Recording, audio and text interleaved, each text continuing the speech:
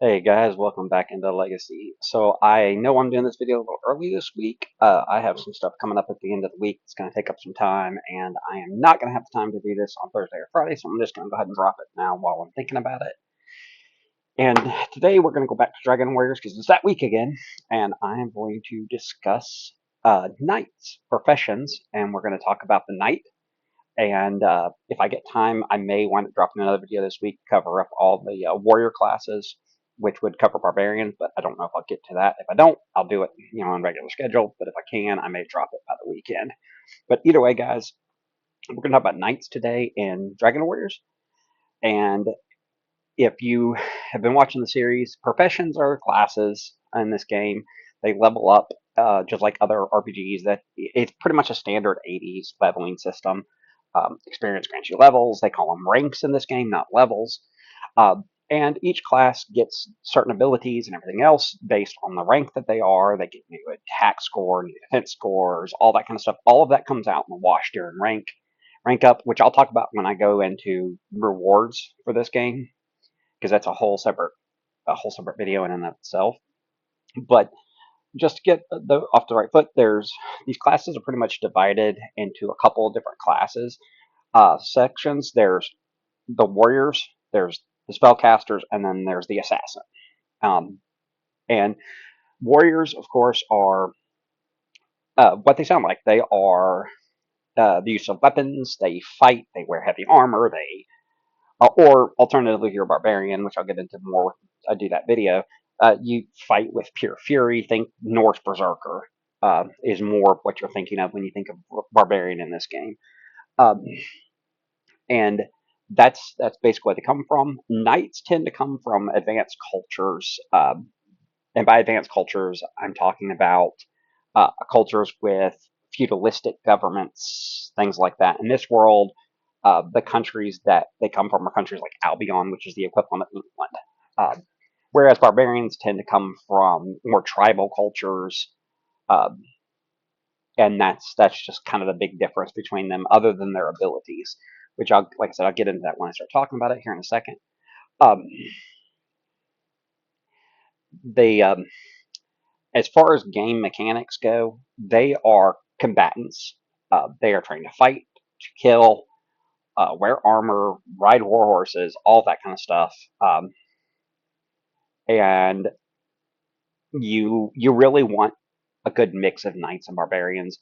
The honest suggestion that I would give anyone coming to this game for the first time would be play a knight or a barbarian. Um, Not because the spellcasters are complicated per se, but because they really break down the mechanics to the most base level until you feel comfortable with the mechanics themselves, and then it becomes easier to really work with the mechanics of the spellcasters and to work with the mechanics of the assassin. Again, nothing says unless your GM says otherwise that you can't play those classes, but they are just a little more advanced. They use a little bit more of the breadth of the rules than knights and barbarians will. Just so you know, there are other classes that can do combat pretty efficiently. Assassins and warlocks are good examples. Warlocks, they pretty much specialize in one weapon. Again, do that in its own video because warlocks are their own special thing. And assassins, of course, are what they sound like. So, again, I'll get into all of what an assassin is, how they function, and everything in the video. So, knights in this game, though, are particular. Um, they are the stereotype of what you think of a knight. Uh, Full plate mail, a sword, a shield. Um, you know, they are chivalric. They try to be chivalric. They are exactly what you're thinking.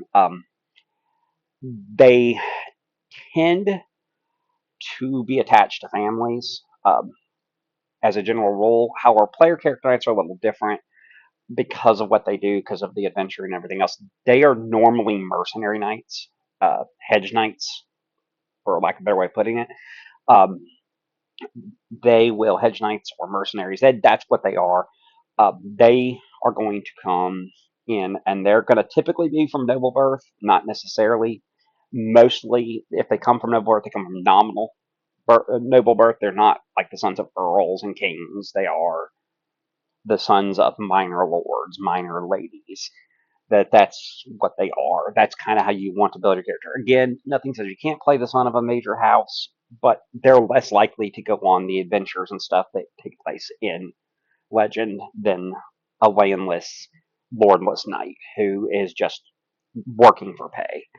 And that's just kind of how it is. And you know, and what winds up happening to these guys, they do tend to live up to the shipwork idea. They try to, like I said. They also tend to not really live up to it because of what they do and see. They live war-torn lives. They kill people. They get killed. They see their friends die. They tend to be very cynical and very realistic about life in Legend, in the land of Legend. They are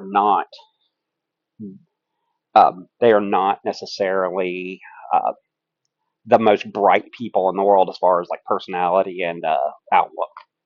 But that's just how knights are, um, because of like what they see, what they do. Uh, when you fight a war for your whole life, you're going to be very cynical, very uh, kind of pessimistic about anything you run into. That's just part of being a knight. Um, okay, so getting into the game mechanics for knights. Knights get a series of special abilities. They all start with the same three abilities. And Knight's ability,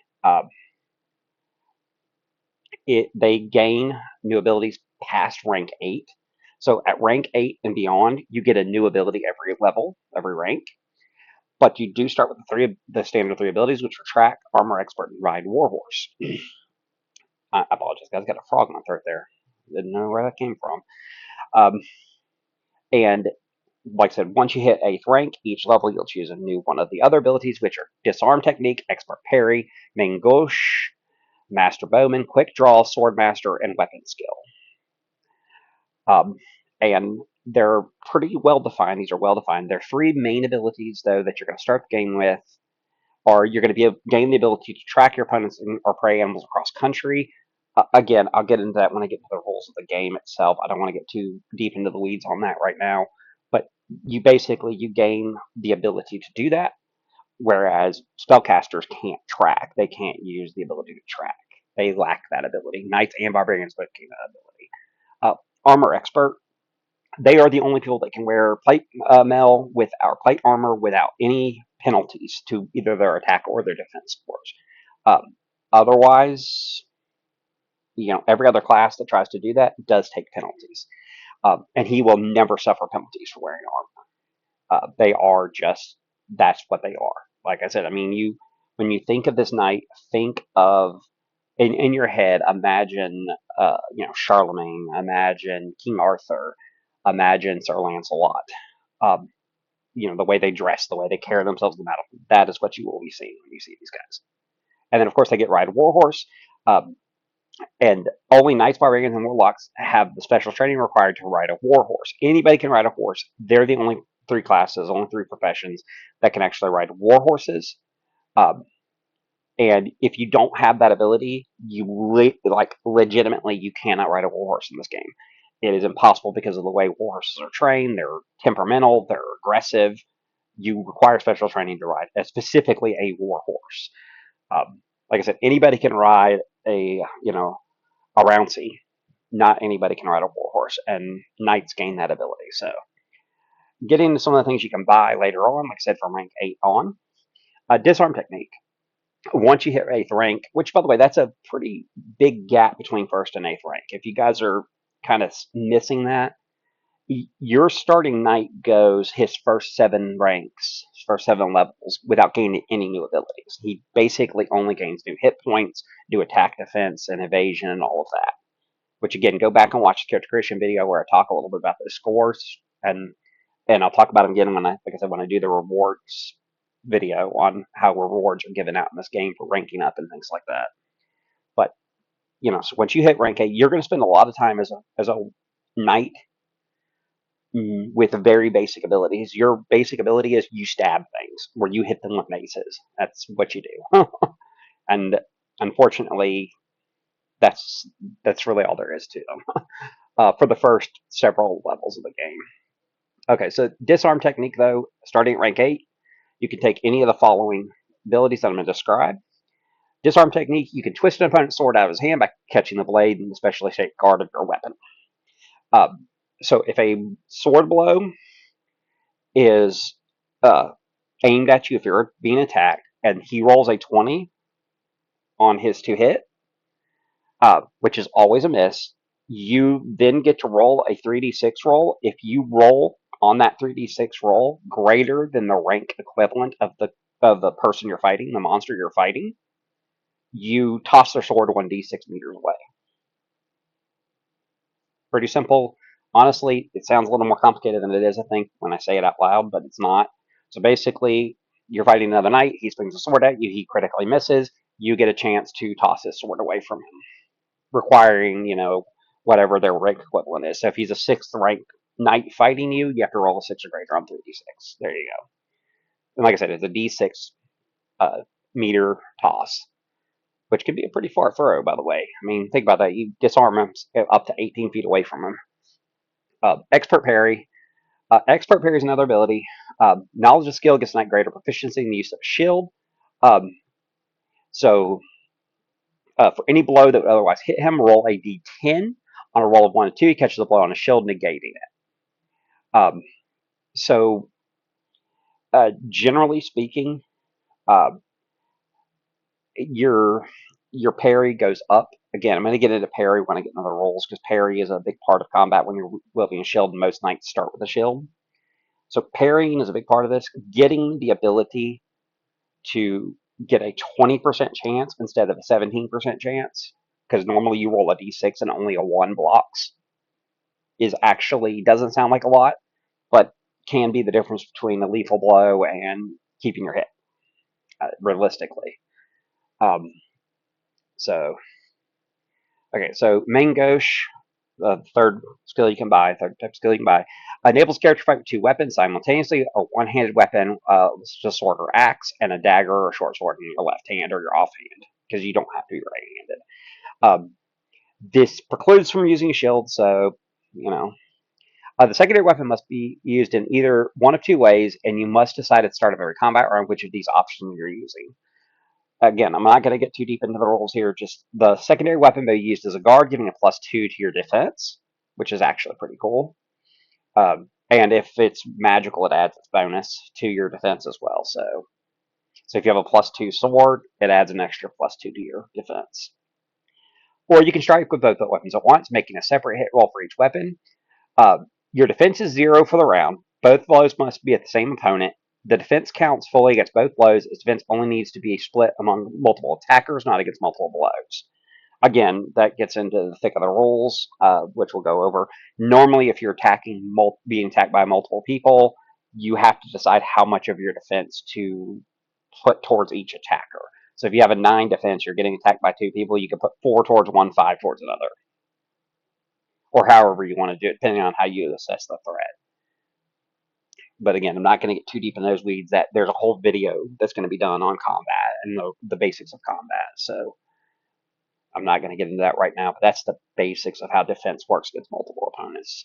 But the gist of the second option is you can hit twice in a round. Normally, nobody gets more than 1 attack around or 1 action like that around. So generally speaking, it doubles your ability to hit people and hurt people, which is pretty cool. It's actually a pretty cool ability. But like I said, it precludes the use of a shield, which can be kind of dangerous in some circumstances, and it also creates a circumstance where your defense becomes 0. So you kind of, again, you really have to weigh whether or not you want to risk going all out on attack or not, because you don't want to get hit and killed. Master Bowman. Master Bowman adds +1 to armor bypass rolls for arrows, not quarrels, because crossbows are not covered by Master Bowman. And you can release arrows more quickly. And then you get a 50% chance of being able to shoot a second at the end of each round, or end of the round. Realistically, I would say for that ability, the best way to handle it is to simply say that you get 2 shots every other round, rather than making them make a 50% chance roll, a percentile roll. It would simplify it as a house roll, but per raw, you should be making a percentile roll every round to see if you can shoot a second shot at the end of a round. and that's, I mean, that one's pretty straightforward. Again, I'll explain armor bypass rolls when I do the whole combat section, but just know you get a +1 armor bypass, which is actually can be pretty potent, especially once you get into magical weapons and things like that, because you're going to be able to get past all kinds of crazy stuff. Um, the way armor works in this game is very unique. Uh, quick draw, it's what it sounds like, guys. You can use it on daggers, short swords, and any other sword. Um, it's an action requiring to complete combat normally, but if you have the skill, you can take it from its scabbard and strike immediately. So basically, like it's what it sounds like. Instead of having to take the action to draw or switch weapons, if you're unarmed, you get ganked, you have quick draw, you can still act instead of taking the turn to arm yourself. Um, and then there's Sword Master. This skill is only effective when the knight is using a sword. It can be one or two handed. You make a critical roll, which critical roll in this game, a critical hit, is normally only on a 1, and it bypasses the need to make the armor bypass roll, uh, which is a part of the again, as I know I keep saying it, but it's going to have to come up in another video because I'm trying not to get you in the weeds here. But the armor bypass roll is a standard part of combat. If you make a critical hit, you get to bypass that and automatically do damage. And with this ability, instead of just being on a 1, it's a 1 or a 2 on the d20. So it gives you a 10% chance to critical rather than a 5% chance to critical every time. So it's pretty simplistic. And then they have their last one. It's called Weapon Skill. Weapon Skill is a little bit like Weapon Finesse, not Weapon Finesse. Weapon Proficiency or Weapon Expertise in D&D. Works a little bit like Weapon Expertise. You choose a weapon. Each weapon is governed differently. So if you want to be weapon, you want to take Weapon Skill Longsword and then Weapon Skill Bastard Sword, you can do that. You can take Weapon Skill multiple times. Because you have to do it for each one. You gain special mastery of the different weapon types, and when you fight with that specific weapon, you gain +1 to the armor bypass. Guys, and that right there, that is a knight. Like I said, knights are very straightforward. They're very simple. There's not very much complication to them. Um, they are not the hardest characters to play. Um, and kind of the general advice I would give you, if you're looking to play a character that all he wants to do is fight and that's all he's good at, Um, yeah, he can track and run wars. He does those kind of things. But if you really just want somebody that's going to be good on the battlefield, Knight is your class. That is what you're looking for 100 times out of 100. If you're looking for, there's other things, and I'll get into more what those classes do as I describe them, as I go through the professions. But Knight is very much, they are the stock character. They are the character you play when you just want to do simple things and you don't want to have to interact with a bunch of wide berth of rules and everything else. The fighter is your class. This knight is your class. It's also your class if you're wanting to play a character that is kind of, can be very chivalric, can be very noble. That's the kind of character you want to play. Knight would be a good fit. An assassin's typically not going to be noble and chivalric. He's going to be underhanded and dirty. In fact, their abilities reflect that. So it's very, very interesting class. I really like this profession. In fact, most of the time I tend to play knights. I don't like playing a lot of other classes in this game because knights are really up my alley because of what they do. And that's the knight. Like I said, guys, that's the knight in a nutshell. I apologize that I had to reference a bunch of stuff that I haven't gotten to in videos yet. Like I said, I may take a break from the professions and do a video in between where I actually go through the combat rules. The more I'm thinking about it, the more I think that's the way to handle this. Um, because there's so much referencing here. Um, but I am still going to release this video tonight. But I am going to probably, I think I'm going to switch up. Instead of doing Barbarian next, I'm going to go into combat. Because a lot of these rules reference combat. And then before I do the spellcasters, I'm going to go with the spellcasting rules. Because without those rules, a lot of the abilities don't make sense. Unless you've played the game before, of course. But otherwise, guys, I do welcome your thoughts, comments, questions, concerns. Just always follow through rules I've always had. Please don't start fights, don't argue, and don't leave me college dissertations. Otherwise, I'm open to suggestions on anything you guys want to know. If you got more questions about the class, you got more questions about the game, leave them behind.